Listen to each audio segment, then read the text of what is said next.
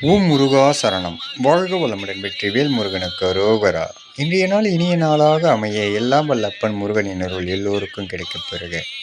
நாம் வாழும் வாழ்க்கையில் இந்த புவியில் வந்து சென்றவர்கள் கோடான கோடி பேர்.